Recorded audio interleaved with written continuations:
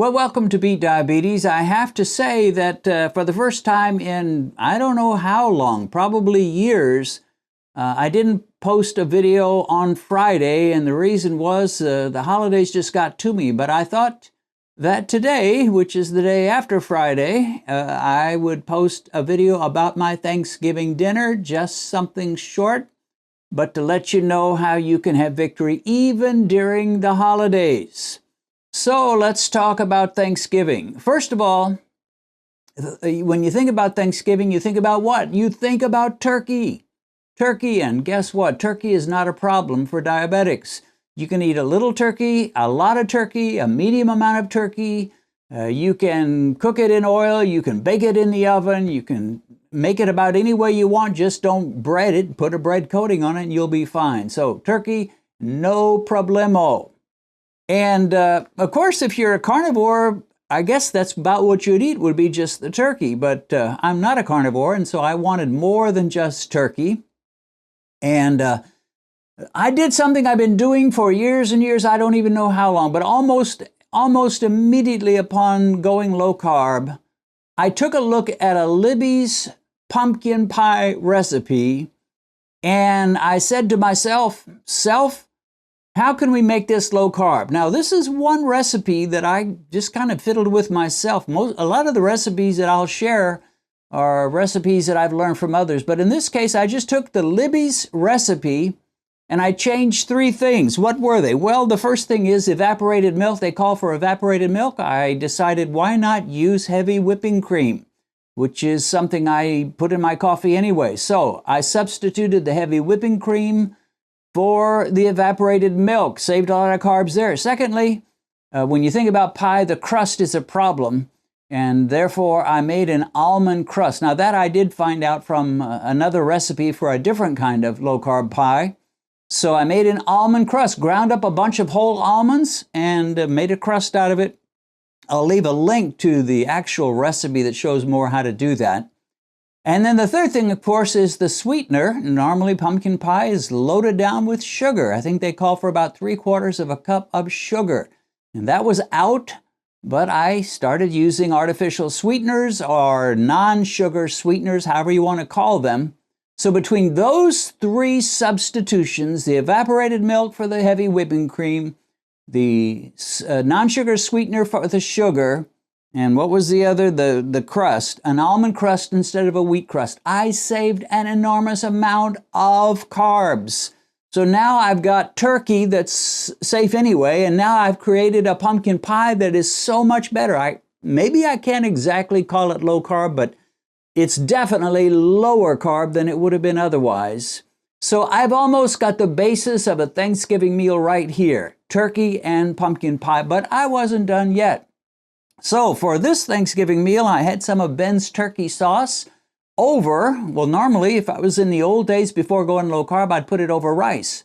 But in this case, rice was out. So what did I do? I found some broccoli rice. I ordered it from Amazon, broccoli rice. Now, I'll have to be honest, I didn't like it quite as well as the cauliflower rice. So I guess I would recommend cauliflower rice over that. But the one thing is, whether cauliflower or broccoli rice, if you load it down with some sauce that you enjoy, some kind of a meat type sauce, you're not going to taste that much at all. So I didn't taste the cauliflower. It's not like I was gagging on it. If I was eating it by itself, it wouldn't be as good. So I had the sauce and the turkey over cauliflower or over broccoli rice. And then, you know, almost every time you have a Thanksgiving dinner, you have some kind of a bread. You have rolls, you have croissants, you have French bread, you have some kind of a bread product. So I decided, well, why should I suffer? Why should I have to sacrifice a bread product? But I wasn't going to eat what we served the kids or allowed the kids to eat, which was the croissants made out of wheat flour, nasty old white wheat flour. So instead I had about 1/3 of a mug cake made with almond flour and coconut flour and a couple of other things. And it was perfect, tasted just as good. And again, I didn't suffer. What else? Green beans, they're always right. Green beans are always a good choice. They are low in carbs. And so I had some green beans. So now my plate is getting full. Now, I mentioned in my thumbnail that there was a cheat. This was a cheat meal, or at least a cheat food. It wasn't the pumpkin pie. A lot of people would guess, well, you ate pumpkin pie. No, that wasn't the cheat, because that had been reduced and modified to where it was low carb. The cheat was this ingredient, which is corn on the cob. I just love corn on the cob. I could eat it every day, but I don't eat it every day. In fact, I eat it about twice a year. Maybe for Thanksgiving, maybe for Christmas. And I didn't eat a couple of large cobs of corn. I ate 2 small ones. So that was my cheat. But I was not going to let it just go at that. I wanted to test and see, does this meal work? And then for my dessert, as I mentioned, it was pumpkin pie, but I did put some whipped cream over the top. It was a keto whipped cream, so didn't have really any carbs to speak of. But boy, it was sure good, and nobody could have told the difference. The kind of pumpkin pie I make has a slightly different texture than the pumpkin pie you buy at the store. But boy, I tell you what, it's good. In fact, I like it better than the kind of pumpkin pie you buy at the store. I think the crust is really what does it. It is just so superior to the common, ordinary wheat flour crust. So I had a lot to eat. In fact, I did not even I didn't eat everything that was on my plate. I got so full so quickly, I had to leave a little bit off, not much, but a little bit. So before my meal, I tested my blood sugar. It was at 102. An hour after eating this nice meal with dessert, it was at 120, so an 18-point rise. And at 2 hours after the meal, 1 hour later after that 1 hour test, it was back down to 100. So really no big issue. I managed to enjoy a meal, to get stuffed, and I didn't feel cheated. I didn't feel like I was a martyr. I wasn't going around singing, "Nobody knows the troubles I've seen." I enjoyed my meal, enjoyed my family. Benedicta was there. How can you not enjoy a meal with sweet Benedicta making the turkey? And my kids and grandkids were there. So it was a marvelous Thanksgiving, and everything worked.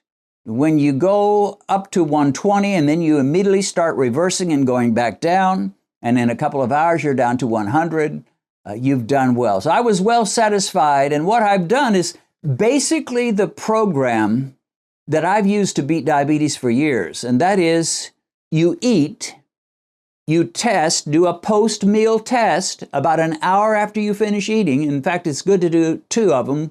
One is 1 hour after finishing eating, and then 2 hours after finishing eating.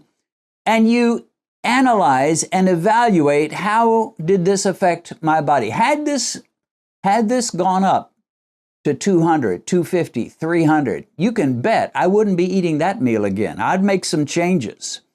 But it didn't. It went up to 120 and soon was back down to 100, and all was well. This is the way we beat diabetes. You eat, you vet that meal, and you adjust if you need to. In this case, I didn't adjust. Now, it's not that I'm going to start eating corn on the cob all the time. I still see corn, which is a grain, as essentially not my friend. I won't call it my enemy necessarily. I won't say that corn is evil, but corn's not my friend.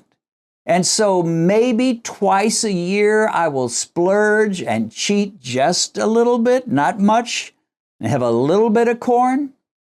And then I'll go back to my standard way of dealing with my meals, which is basically no grains, other than almond flour, coconut flour, soy flour, those kinds of things. So this is what you can do. You can enjoy your meal. And ultimately, the goal of eating is to stay healthy and not spike blood sugar. So my number one goal is I don't want a big spike. I didn't say I don't want a rise of blood sugar. A rise is natural, but it should be a gentle rise. 102 to 120 is a gentle rise, and then it starts going back south again. And in another hour, you're at 100. A gentle rise is perfect.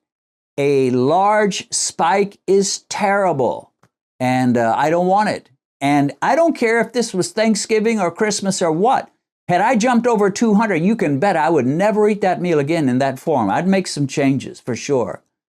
And if I had to go carnivore, I would. I just don't have to. And most of you type 2 diabetics do not have to go carnivore. But you can do low carb. You can enjoy your meals. You can be happy and fulfilled and satisfied. Enjoy your family. Life is a good thing. Enjoy your family. Enjoy your meals. Enjoy your life. But don't let high blood sugar and high glucose spikes destroy your health and your body. And that's not what I want to do. God bless you in this holiday season. Christmas season is coming, rushing at us now that Thanksgiving is over. And so for Christmas, you might think of doing something like this, but these are just some examples. One thing you can't go wrong is your meat dish, such as turkey. And you might want to try this pumpkin pie recipe. It works for me. God bless you, and let me wish you an early Merry Christmas greeting. And I hope you had a great Thanksgiving. You may have noticed that sometimes YouTube recommends videos from us with thumbnails that look like this. And yet when you click on the thumbnails, there's no video. It is an audio-only Bible study. So why do we offer these on YouTube? These audio-only Bible studies are easier for us to produce, and they are much easier for you to digest. You do not have to sit in front of your computer to follow them. You can listen to them through earbuds while you go for a walk, or you can play them on your car player while you drive in your car. Or you can get a portable Bluetooth speaker like these and play them in your kitchen while you prepare meals, or you can play them while sitting in your favorite easy chair as you sip your tea. I recently purchased this little baby for less than $20, and I was really impressed. It paired easily with my phone, it has great sound, and even has a little bit of bass. Amazon has tons of inexpensive Bluetooth speakers like these and Bluetooth radios. So pick up one and join Ben and me for our morning Bible studies and learn God's Word with us.